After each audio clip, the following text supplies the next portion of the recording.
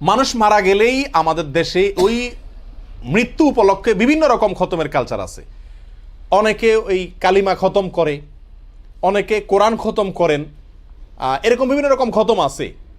তো এই যে কালিমা খতম, সোয়াল একবার কালিমা পড়লে উনি মুক্তি পেয়ে যাবেন মৃত লোকটা, অথবা কোরআন খতম করলে তিনি মুক্তি পেয়ে যাবেন, এরকম অনেক ধারণা আমাদের সমাজে আছে। প্রিয় ভাইয়েরা, মানুষ মারা যাওয়ার পরে আপনি তার সন্তান এবং ওয়ারিস হিসাবে তার জন্য আল্লাহর কাছে দোয়া করবেন এবং ইস্তেগফার করবেন, তার পক্ষ থেকে আল্লাহর কাছে ক্ষমা চাইবেন যেন আল্লাহ তাকে মাফ করেন। এটা আপনার ভাই বোন সবার জন্য কর্তব্য। আপনার বাবা আপনার মা মারা গেলে তাদের জন্য, অন্য যে কেউ মারা যাক, আপনজন সবার জন্য কর্তব্য, তারা তার পক্ষে আল্লাহর কাছে সুপারিশ করবে, দোয়া করবে, ক্ষমা চাইবে। কিন্তু ইসলামী শরীয়তে কোরআন এবং হাদিসের কোথাও আমাদেরকে এটা বলা হয়নি যে মানুষ মারা গেলে ওই মৃত মানুষের জন্য খতমের কোনো অ্যারেঞ্জ করতে হবে।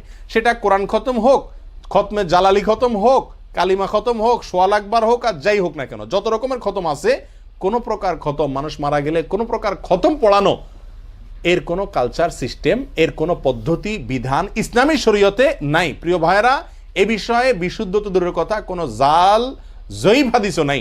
নবী আলাইহিস সালাম বলেছেন, ইদা মাতাল ইনসান ইনকাতা আনহু আমালু, যখন মানুষ মারা যায় তার সমস্ত আমলের দুয়ার কি হয়ে যায়? বন্ধ হয়ে যায়। ইল্লা মিন সালাস, তিনটা আমলের দুয়ার খোলা থাকে। এক হলো, তিনি যদি কাউকে কোনো এলেম শিখায় যান, তাহলে সেই এলেম অনুযায়ী সে আমল করলে তিনি এটা সওয়াব পেতে থাকেন।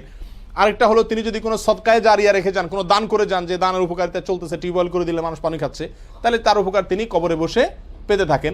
3 নম্বর হলো, তার যদি কোনো কি থাকে, নেক সন্তান থাকে, যে নেক সন্তান তার জন্য দোয়া করে তার মৃত্যুর পরে, তো ওই দোয়ার কারণেও তিনি উপকারিতা পেতে থাকেন। এই তিনটা ছাড়া এই খতম টতম আর কোনো কিছু এর ভিতরে নাই। নবী আলাইহিস সালাম স্পষ্ট বলেছেন, মারা গেলে তার অ্যাকাউন্ট ক্লোজ। আপনি যত খতম পড়েন, তার অ্যাকাউন্টে কোনো সওয়াব যুক্ত করার কোনো সিস্টেম ইসলামী শরীয়তে নাই। এটা যারা খতম পড়ে তাদের কিছু অর্থনৈতিক সুবিধা হয়, তাদের কিছু ফায়দা হয়, কিন্তু আমরা যারা পড়াচ্ছি আমাদের কোনো লাভ নাই, মৃত মানুষটার কোনো ফায়দা নাই।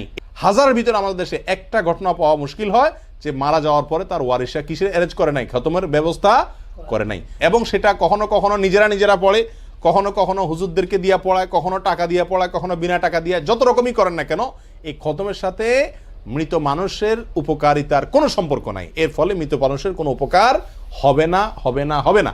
এ বিষয়ে কোরআন সুন্নাহয় কোনো বর্ণনা নেই। মৃত মানুষের জন্য আপনি দোয়া করবেন, তার পক্ষ থেকে দান সদকা করতে পারেন, তার পক্ষ থেকে উমরা করতে পারেন, তার পক্ষ থেকে হজ করতে পারেন, তার পক্ষ থেকে যে সমস্ত বৈধ কাজ আপনি করতে পারেন কোরআন সুন্নাহ বলা হয়েছে সেগুলো করবেন। কিন্তু খতমের কোনো সিস্টেম, সেটা কোরআন খতম হোক, আর ওই কালিমা খতম হোক, খতমে জালালি হোক, মৌলবি দিয়া হোক, নিজেরা হোক, এর কোনো বিধান ইসলামী শরীয়তে নাই।